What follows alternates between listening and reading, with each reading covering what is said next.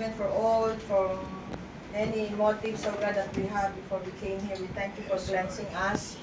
Lord, we thank you for our brother Mark Santos, oh God. We thank you for the humility that you have given this man, oh God, and you were able to raise him up at this hour, oh God. We thank you that you are a God, Lord, of you are a God of objectivity. You are a strategic God, and so much that you are an intentional God. We thank you for this man, oh God, the man of this hour, Lord. We thank you for his life. We thank you for his family. We thank you, Lord, for the many, many things that you have given him, oh God, as you are raising him up since he started, Lord God, in serving this city of Las Piñas. Thank you for honoring his faith. Yes. Truly, God, that the faith that you have entrusted, Lord, in his heart is a God-given faith right now. And he was able, oh God, Lord, it's not just him, but you were the one who won in this war. The battle is yours, and the victory is ours. And this is the thing, God, that we are here, and we are so blessed, Lord, to really, really be vindicated by the so many issues, oh God, before the election. Yes. And we are so glad, Lord God, to really celebrate this victory, Lord God. We are so thankful that with all of the things that they had spoken this morning, Lord, it is a covenant for the city. And you heard it, Lord. Yes. There are many, many witnesses here from heavenly, oh God. The mighty angels that you have sent forth to witness, Lord God, this mighty and strong, oh God, meeting, Lord, that has been set up, Lord God. Lord, you are the one. You are the one, and there is no other one who will do this order, the order meeting that you have set, Lord God.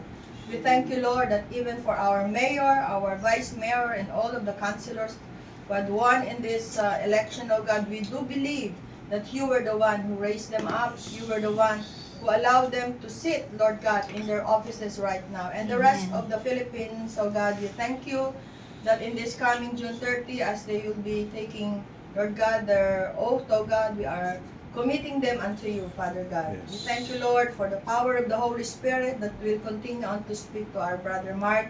We thank you, Lord, that as he honored you, Lord God, and the people now are honoring him too, for such a humble heart, oh God, that you have given him. Lord, thank you, Lord, that this nation of the Philippines has been called to become a righteous nation and a prosperous nation coming soon, Lord, in the city of Las Piñas. For you will be the one to redeem everything, God, that the enemy has stolen from us. Yes. And now, Lord, we put an end to this by the agreement of our congressman right now and the rest of our local officials, Lord. And all of us, every pastors, every servant leaders that you have raised up, oh God, we thank you, God, that you will be the one to orchestrate everything, Lord.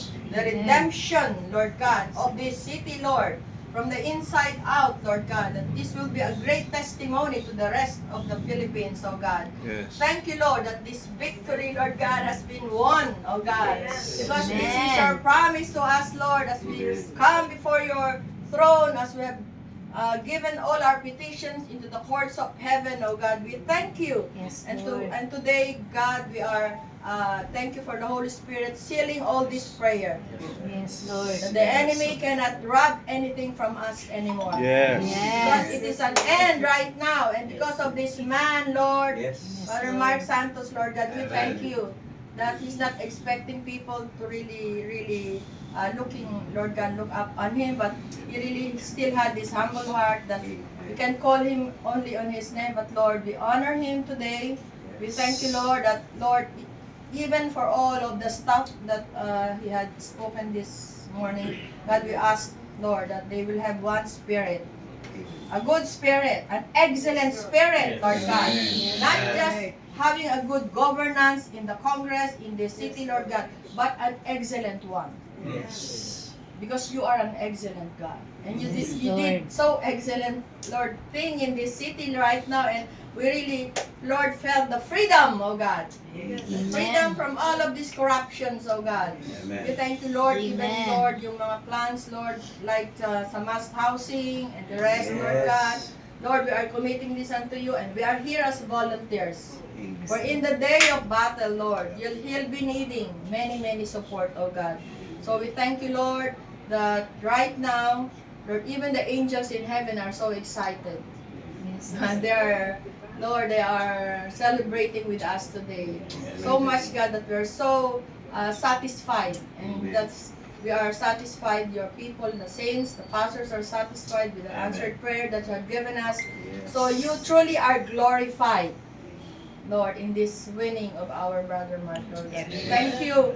We give you all the glory and honor and power. In Jesus' name we pray. And everybody say, Amen. Amen. Hallelujah. We continue to pray for our beloved Congressman Mark Yes. Santos. I was reminded right now, when Prophet Micah approached you and asked advice from you, what to do, what to bring during worship. And I was touched of your advice to Micah and the same advice to our congressman right now. You told Micah, there's no need for you, your people, to bring offerings. There's no need to bring hundreds and thousands of silver, even animals. What you do is to do justice. yes. Love and kindness to the needy people. Amen. And the whole population of Las Piñas, Lord. Amen. Yes. And especially, Lord, I was touched of your word to Micah. And the same message, always be humble to your God. Thank you so much, Lord, for our congressman. From his mouth, we heard, I was so happy, Lord, because he recognized these impossible things happen to him, and because of you. Amen. Lord, that verse found in Matthew 19:26. What is impossible to man or to men, all things are possible to you. Yes, it's possible. Even me, during the campaign time, what was in my mind? Congressman Mark will not be successful in this election, because I was thinking of ang kanyang katunggali with money, with all needs. But thank you, Lord. Thank you so much, Lord. You make all the things possible. Impossible. Amen. What I'm saying here, there's a reason behind.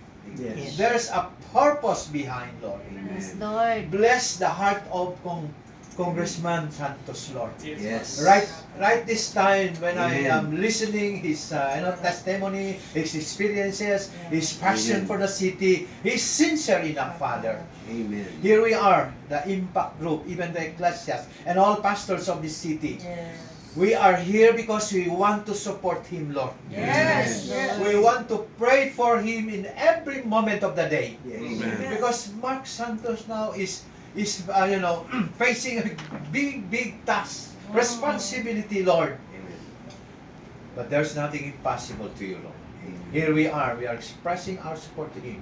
Bless him, not only him, his office, his staff, but of course his family, Amen. and of course the whole city of Las Piñas. Yes. Thank you, Jesus. Thank you, Lord. And always remind us in John 15:5, apart from you, we can do nothing. Yes. Even how Yes. expert we are. We know Congressman Mark has been in the city for more than 20 years. From city councilors and many accomplishments. And now he's now a congressman. But always put in his mind, in his heart, that nothing can be done in his life apart from you. Amen. Make Amen. you, Lord, the center of his leadership. Amen. Thank you, Lord. Make him a channel of blessings. Yes. Thank you. We commit to you, Congressman Mark, his office, lahat, Panginoon, even the Amen. city of Las Piñas. Amen. In the name of Jesus, in the name of the Father, the Son, and the Holy Spirit. Amen. Amen. Amen.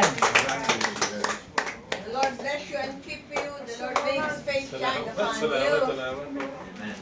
Parang lumakas na naman ako dahil Lalakas ka talaga. And then, pray tayo.